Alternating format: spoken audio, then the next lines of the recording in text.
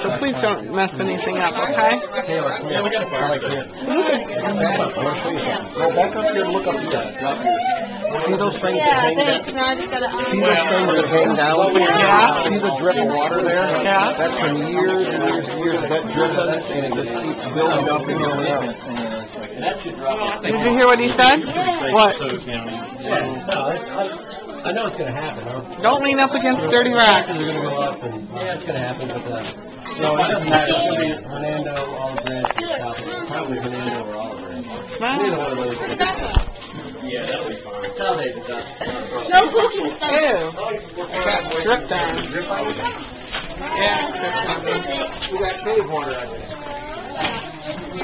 Pretty gross. Well, feel that wind? 60 degrees down here. It's good. I'm glad I changed.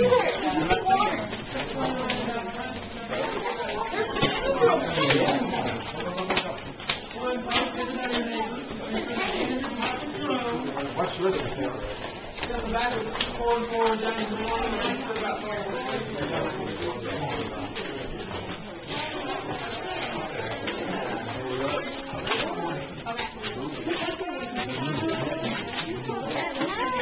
Yo, on the back, we'll pull forward just a little bit more. We got 2 more people coming in back there, maybe 5 or 6.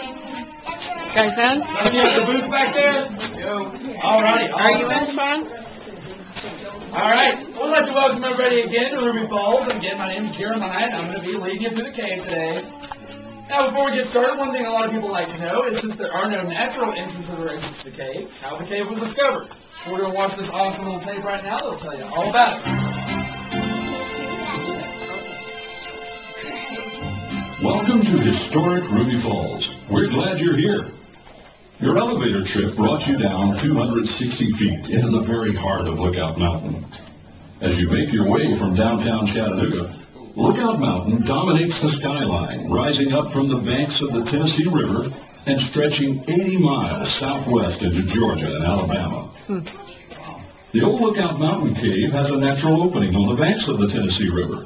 This opening allowed easy access for early Native Americans in the region, whose folklore and legends included tales of miles of underground passageways, bottomless pits, subterranean rivers, underground waterfalls, and lakes. This same cave was used by both Union and Confederate forces during Civil War battles in the Chattanooga area, perhaps most notably as a temporary hospital. As Chattanooga became a large railroad hub for the South, it became necessary to construct a tunnel through the end of Lookout Mountain to provide rail access from Nashville to Chattanooga. During the construction of this railroad tunnel in 1905, the Lookout Mountain cave entrance was intersected and sealed off from outside access. Leo Lambert, a young man from Gary, Indiana, lived in Chattanooga during this period and had played in Lookout Mountain Cave with his friend Jimmy Fuller for years. In 1923, Mr. Lambert began investigating the concept of drilling an elevator shaft into the side of Lookout Mountain in an effort to reach the old Lookout Mountain Cave and potentially reopen it to the public. To this end, Lambert formed a corporation, raised the needed capital, and in 1928 purchased the land on Lookout Mountain above the location of the Lookout Mountain Cave. On November 1st, 1928, the process of drilling the elevator shaft to open this cave was started, a prospect which carried a price tag of $25,000. A total of 3 crews, working 8-hour shifts, labored around the clock, garnering 5 feet of progress for every 24 hours of work. 2 months into the drilling of solid limestone rock at the 260-foot level, a gush of air rose up through the shaft as the jackhammer hit a void in the rock. Upon further drilling and inspection, a small opening into a previously unknown chasm was discovered.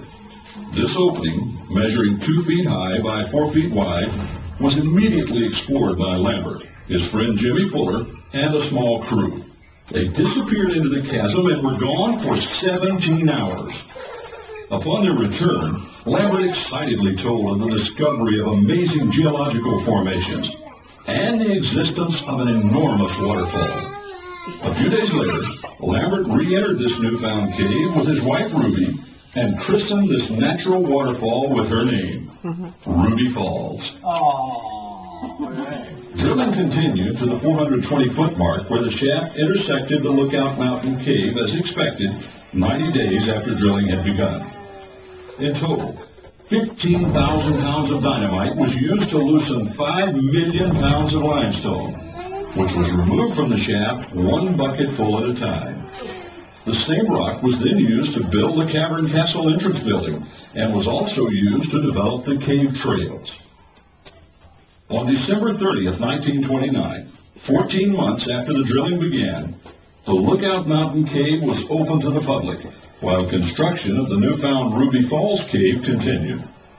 On June 16, 1930, Ruby Falls Cave was open to the public and quickly grew to overshadow the popularity of the old Lookout Mountain Cave tour. In 1935, tours to the Lookout Mountain Cave were halted because of the enormous popularity of the Ruby Falls Cave and its unusual features, including, of course, the waterfall itself. As you move through the cave, we ask you to please stay with your guide, follow the safety instructions you're given, and enjoy this natural wonder, Ruby Falls.